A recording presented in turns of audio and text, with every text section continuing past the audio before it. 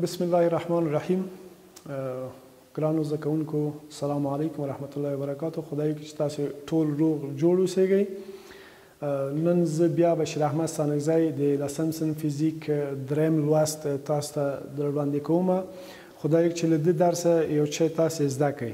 نننی درس مو د مخکنی درس په دوام کې د احمد وړ رقمونه دي. کله لکه څنګه چې موږ تاسو په مخکنی درس کې موږ تاسو موضوع هغه ویلې اندازه ګیری ویلې اندازه کول ویلې او په اندازه کولو کې که ان شاء الله په یاد کې پاتې ما تاسو ته ویل چې په اندازه کول کې له ټولو نه مهم دقت په اندازه ګیری کې دی چې سای ډیر باید دقت په اندازه ګیری کې باید ډیر دقت وشي. کچېرې اوږدوالی اندازه کوي هم باید ډیر زیات دقت کوي. کچېرې په آلاتو په واسطه باندې مایکرومتر په واسطه باندې یو نل قطر اندازه کوي، داخلي وي که خارجي وي که ضخامت وي همداسې که کتله اندازه کوي که هر جسم تاسو اندازه کوي باید ډیر زیات دقت وکړئ ځکه دقت په اندازه‌ګیري تر ټولو ډیر مهم شی دی او په دقت په اندازه کولو کې باید هغه رقمونه استفاده وشي چې هغه د اهمیت وړ وي. داسې نه وي چې موږ تاسو یو جسم اندازه کوو او ووایو چې 14.10 سانتی متره. دا 14.10 داسې وایي چې 14.3 هغه 0.9 په کوم معنا نه لري. نو هغه ارقام نه باید استفاده وشي چې هغه شی دی هغه د اهمیت وړ رقمونه دي. نننی موضوع هم د تیر درس په رابطه په ارتباط موضوع د اهمیت وړ رقمونه دي. د اهمیت وړ رقمونه هغه رقمونه دي چې مونږ د اندازه کولو په وخت کې مونږ هغه په سترګو وینو. هغه په سترګو وینو هغه څه شی دی هغه د اهمیت وړ رقمونه دي. مثال په توګه تاسو ته د مثال واضح کوم. که چیرې تاسو یو ورقه راواخلئ او یا د مارکر راواخلئ د خطکش په واسطه باندې د دې شی د دې اوږدوالی تاسو اندازه کوئ. نو که چیرې د خطکش په واسطه موږ د دې اوږدوالی اندازه کوو د مثال په توګه دا به راځي 14.3 سانتی متره. مونږ تاسو په دې پیګو چې خطکش کله چې مونږ خطکش راخلو خطکش په واسطه باندې یو جسم اندازه کوو د خطکش تقسیمات یو 2 3 4 همداسې 15 شپږ او 10 او 12 همداسې مخته سيزي په سانتی متر سره چې شه دغه غټ هغه په سانتی متر 3 4 همداسې دغه منځني خطونه چې شه دي په میلی متر سره ده همداسې تر څو پورې تر لاسو پورې یعنی لاسو خانه باندې وشل شوی ده بیا 1 سانتی شوی لاس میلیمو 1 سانتی بیا لاس میلیمو بیا 1 سانتی بیا لاس میلیمو همداسې په څه دوامدار کوي. مونږ په خطکش کې د خطکش په واسطه باندې د مارکر اوږدوالی چې اندازه کړو 14.3 سانتی متر سو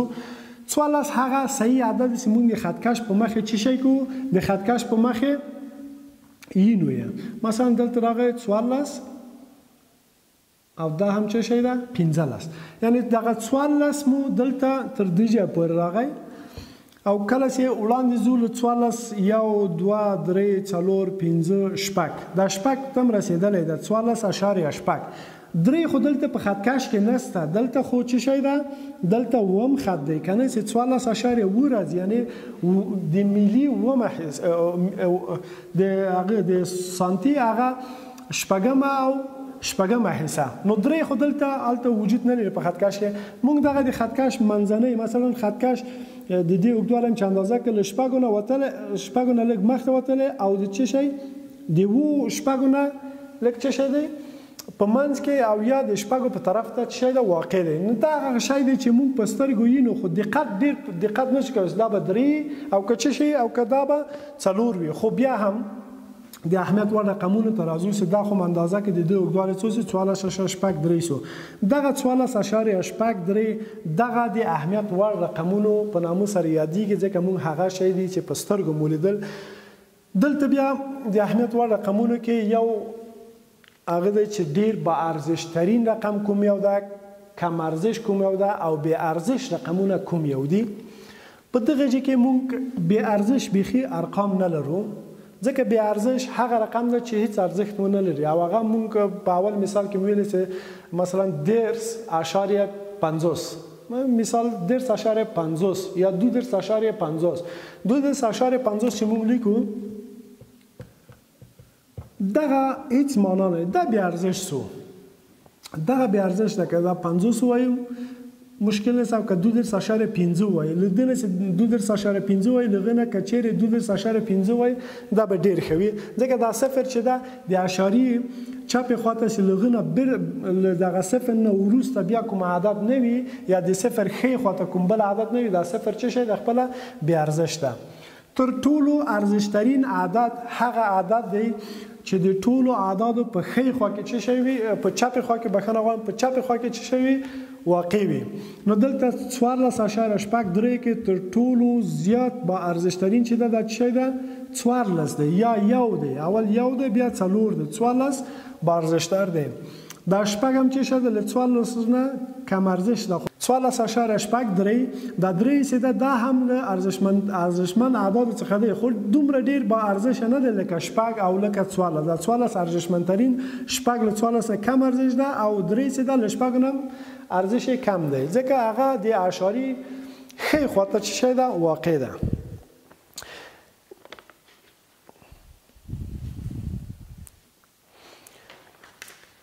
د اهمیت وړ رقمونو کې ګرانو زده کوونکو هغه اعداد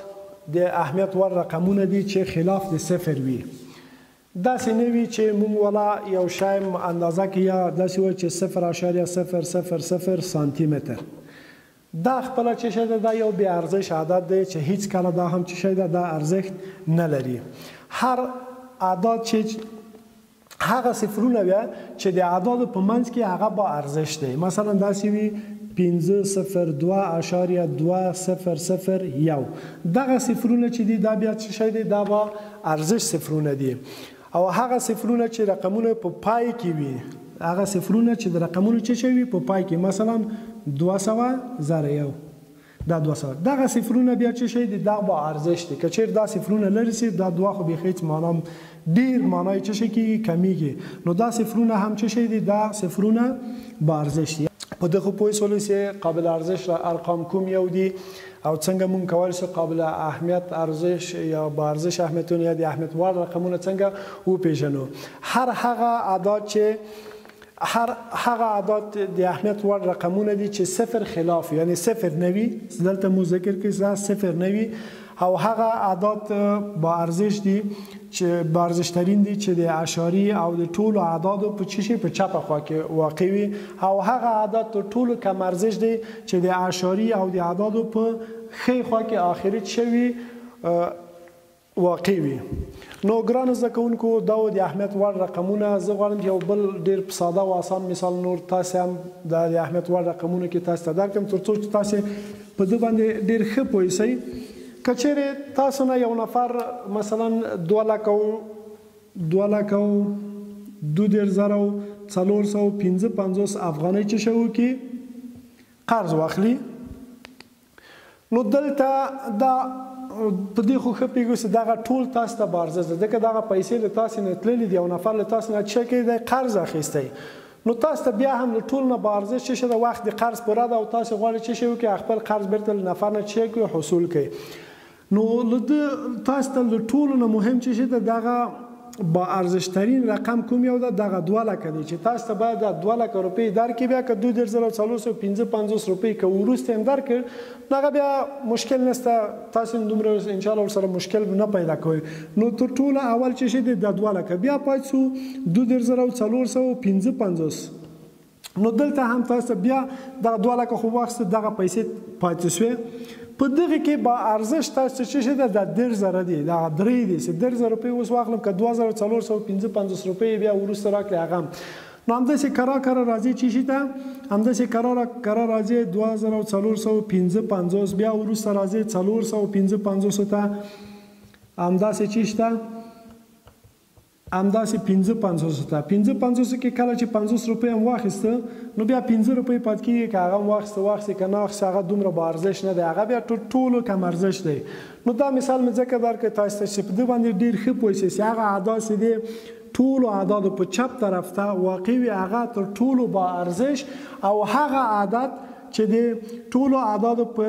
ښی خوا کې واقع وي هغه چې شي د هغه کم ارزښت چې هغه 15 دی او تر ټولو چې دی دا 2 دی یا 2,32,455 نه 2 لک روپۍ ډیر به ارزښت دی